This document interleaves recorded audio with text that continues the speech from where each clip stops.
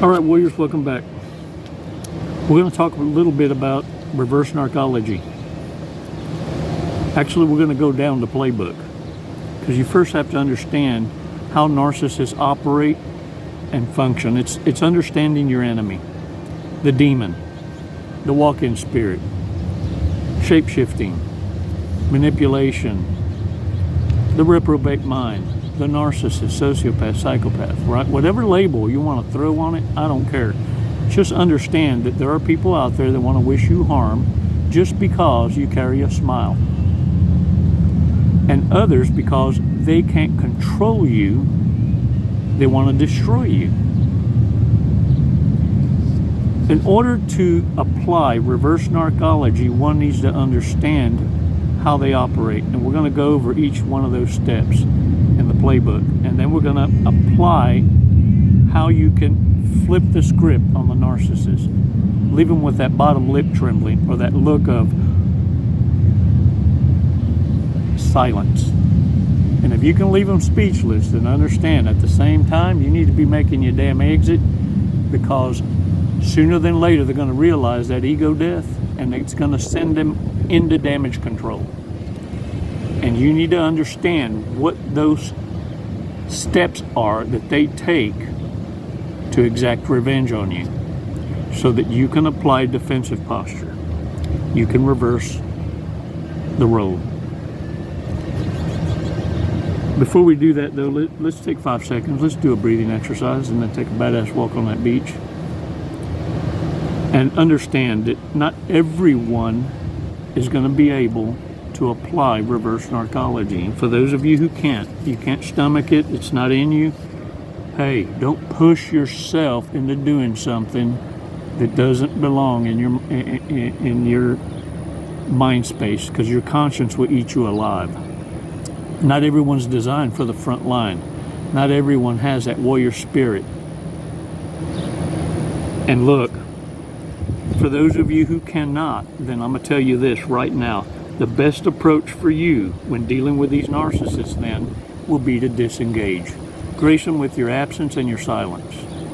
Don't go toe to toe and then think you're going to come out unscathed. As much as I have been through and as much as I know, now and again, Chico gets his ass handed to him. But it's not a hemorrhage. It's not even a broken bone. It's just a little bruise. You shake it off and you go, another trick I just learned by observation and or engaging. And I immediately come in and share it with you. So understand, many of the things I share with you, I apply. It's a lifestyle. And it's tried and proven to work. Let's take 5 seconds. Let's do this breathing exercise. Let's take this stroll and learn what that playbook is and how we can reverse it in layman's terms, man. None of this candy coating shit. It's hard enough having to fall on deaf ears, but it's another when you come into your own kind and you need to understand what that sounds like, what that feels like, and how it motivates you. And right now, this very video and many others in the Chronicle Library that are there for you, tons of golden nuggets. Understand, it's making narcissists cringe. But it's food for you. It's healing to you. 5 seconds, warriors. Let's take a deep breath. Let's hold it. Release together.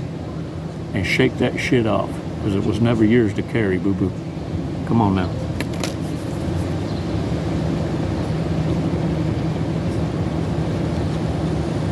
Release slowly.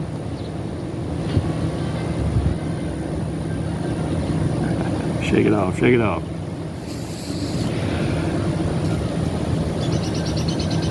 Warriors, we don't really need to, as a part of releasing narcissists and making them irrelevant, is to understand how they operate and know that that reprobate mind, really and truly, they have feelings, but they're different. It's not, feelings, it's, I'm going to get back at you. It's revenge, it's rage. And this is what happens. The indignation and that sense of unfairness that they feel because you're no longer giving them the attention you so freely gave, they have some key reactions that you need to be aware of. And the first one is going to be they have a high sense of awareness, a keen sense of awareness.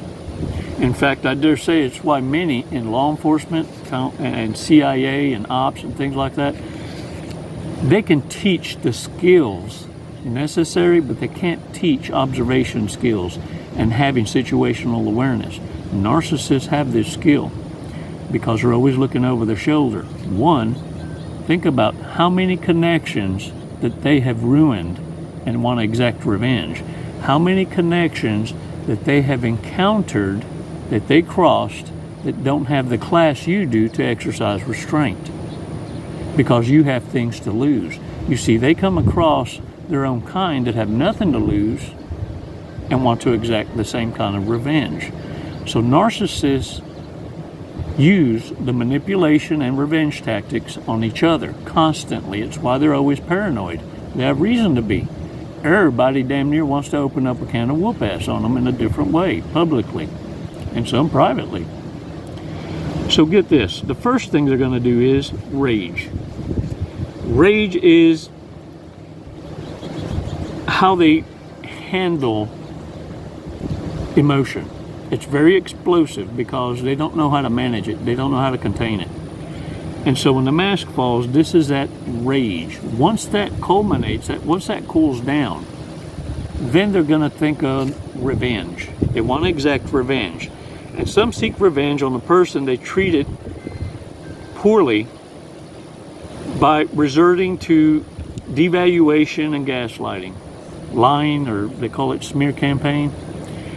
Devaluing you is the main purpose of this, to get you to a point where you fall on deaf ears. And everyone you turn to, without you understanding or knowing, have already been told and sold on lies about you. And now you coming back acting out on it is validating the position that the narcissist set in place that you're going crazy. Warriors, they become more covert. Even if they're overt, they become more covert in how they operate. And the reason why is it's impossible for them to convince others until they drop it down a notch in their exaggerated form of meism, right? Praise me, praise. Now they need to fall into victimhood. They need people to feel sorry for them. So they knock themselves a couple of octaves just to receive validation of poor me. Flipping the script. If there's one thing narcissists are great at, is portraying themselves to be the victim. But understand, at the end is when this happens. Once they realize they can't break you, and that your mindset is set in stone because you can't unsee what you've seen. You can't undo it. It's going to stay there until you become responsive with it, not reactive. Once you respond is when the narcissist, this is when you know they're losing, is when they start to seek attention as the victim. Okay? Now, check this out.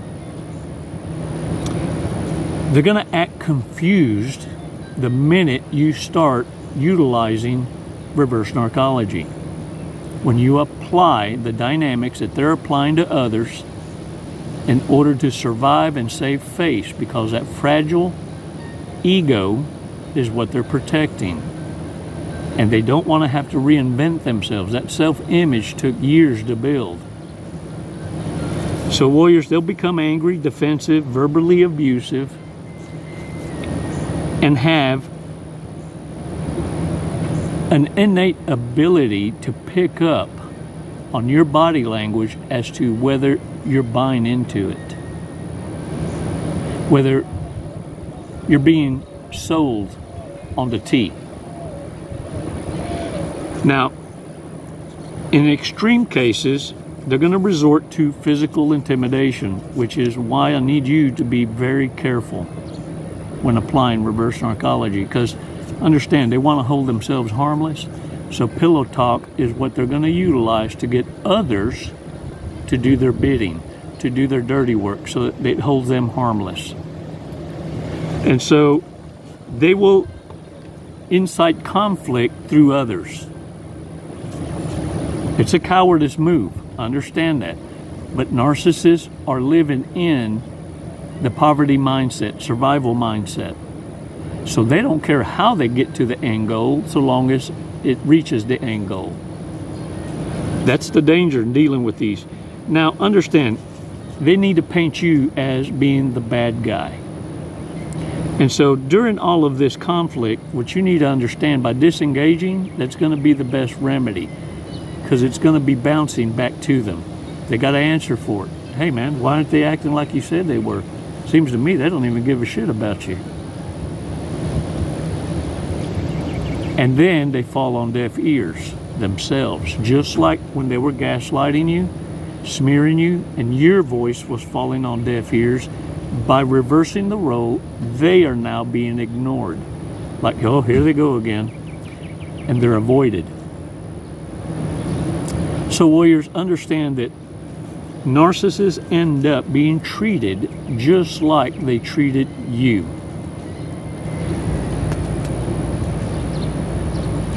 Now, in my experience in dealing with narcissists, the best remedy is to disassociate yourself, not only from them, but anyone that they associated with or you introduce them to, because they will be used as flying monkeys. Many sometimes are used without them even knowing it. But the best remedy is this: in order to render them powerless, you see, they can only lie to those people they think you give a shit about. The minute you turn your back on all of it and keep it in your past, it doesn't matter who they talk to, because it doesn't affect you. What makes you so fantastic in the spirit of love that you live is you can relocate anywhere and make fantastic friends. And you will, because you now know what narcissism is. In fact, you're going to be so awesome at goodbye and exercising your silence and absence that many narcissists, many toxic asses, regardless at what spectrum they're at, have no idea that they were even discarded. In fact, in many cases, they actually feel y'all are besties. They just can't find you. You just kind of fell off. This is the best strategy against narcissists. Reverse narcology only applies if your back is against a wall, or you're in a gray rock disposition at work, associations that you had to go to a certain event where you had to be a part of, right? Doesn't mean you bring them into your personal life. You see, warriors, you now know why it's so important that before you introduce garbage into your circles, that you do your due diligence in interviewing people, taking the time it takes, using reverse narcology, such as rejecting their nonsense and see how they react or how they respond. Warriors, reverse narcology is to also not exact revenge. It's to not give a damn about them or their feelings. You don't validate their very existence. You see, what I'm teaching you to do is, when they play these little games, you drop a bomb on it. You charge interest, mob interest. In other words, the debt will never be paid off. Forgive, but don't forget. Shame on you if you forget. It's called a failed Hoover. But you'll soon be right back, and you won't ever have to have a coach, counselor, therapist ever tell you no do-overs. Some of us just had to experience it twice, 3 times. 7 is the magic number for some reason. 7 is etched in stone. Potential should have never even been in your shadow. Dumbing down is not an option. But being strong enough to understand when you identify toxicity and it comes to you, the rules of engagement must be met with the same force that was present before you. You see, narcissists only respect what they fear, and what they fear is someone showing them themselves. Become that mirror. And then at the end, with a grin, I'll see right through you. You're fucking with the wrong one. Now, warriors, you get out there, you shake the dirt off your ass, you throw those damn shoulders back, and you carry a genuine smile. Believe me, it may be shoulda, coulda, woulda today, but you'll be given another opportunity. You'll be given another opportunity to do it right. Because narcissists will continue to wait in line as pick-me's, orbiters, familiars. Different skin suit, same demon. Now get out there and own it. Kick ass and take names. Your teachers, motivators, and consequence. It's never goodbye, warriors. Thank you so much for your support and for the remarks. Helping each other out, sharing those shortcuts, elevating each other, practicing for the battle at hand. It's never goodbye, warriors. It's always until next time. Namaste.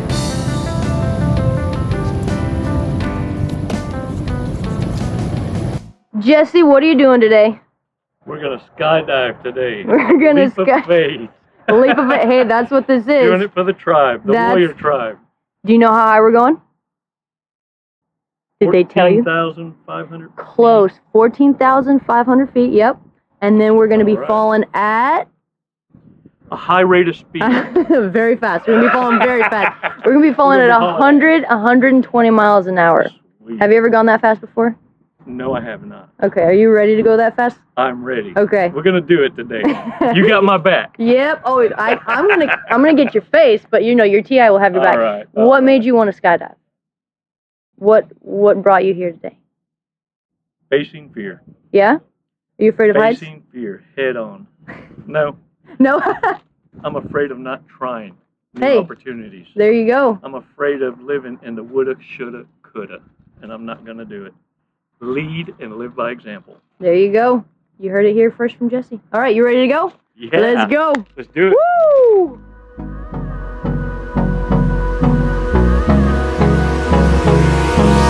Hold me close till I get up.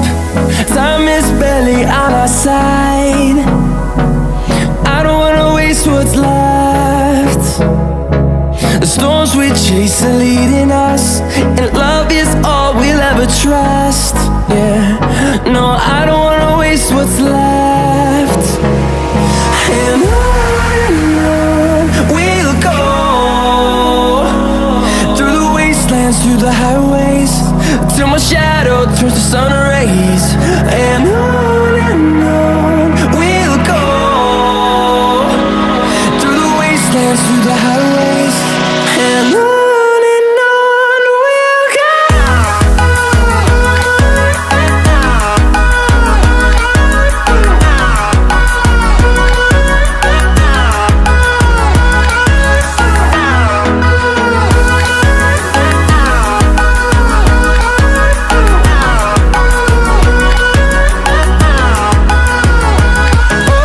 On we'll go.